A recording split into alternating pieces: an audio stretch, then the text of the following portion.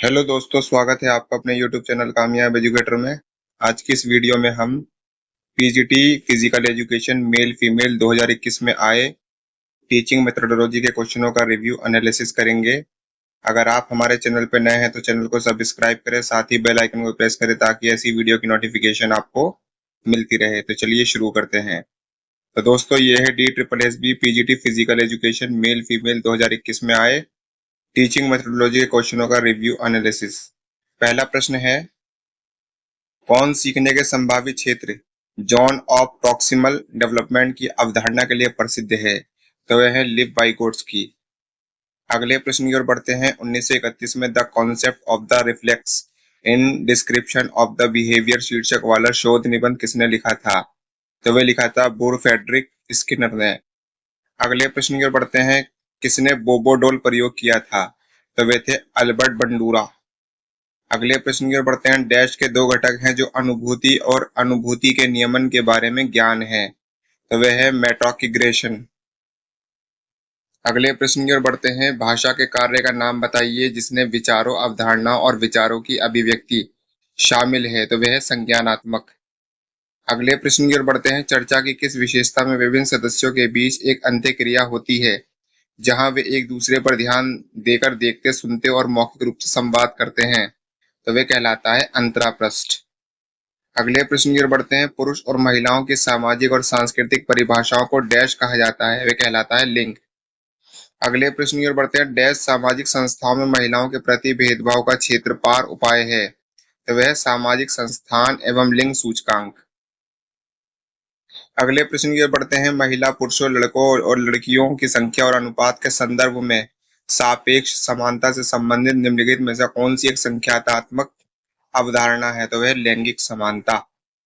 अगले प्रश्न की ओर बढ़ते हैं। परीक्षण निर्माण के किस चरण में समंकन विधि तय की जाती है? तो वह परीक्षा की तैयारी।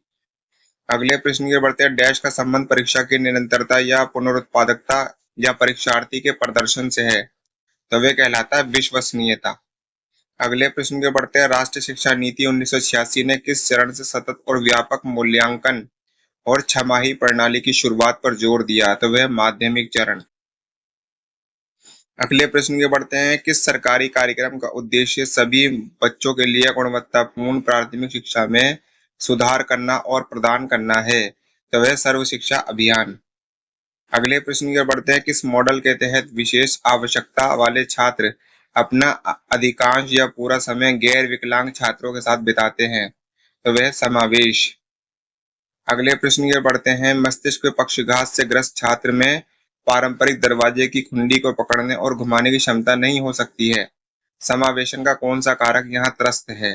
तो वह अभिगम्यता।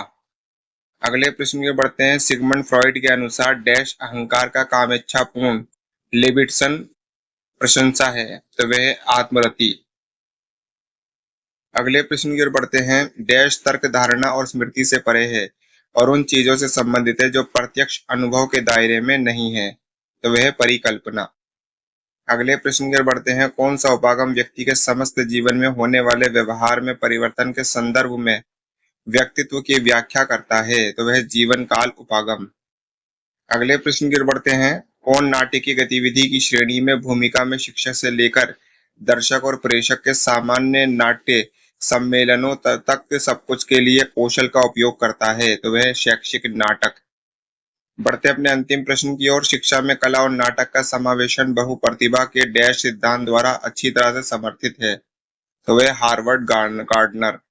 तो दोस्तों, ये था हमारा DSSB PGT physical education male female 2021 में आए टीचिंग मेथोडोलॉजी के क्वेश्चनों का रिव्यू एनालिसिस। ऐसी ही और भी रिव्यू एनालिसिस की आने वाली वीडियो को देखने के लिए आप हमारे चैनल को लाइक करें, शेयर करें, सब्सक्राइब करें, साथ ही बेल आइकन को प्रेस करें ताकि ऐसी वीडियो की नोटिफिकेशन समय पर आपको मिलती रहे। तब तक मिलते हैं अगले वीडियो में। धन्यवाद।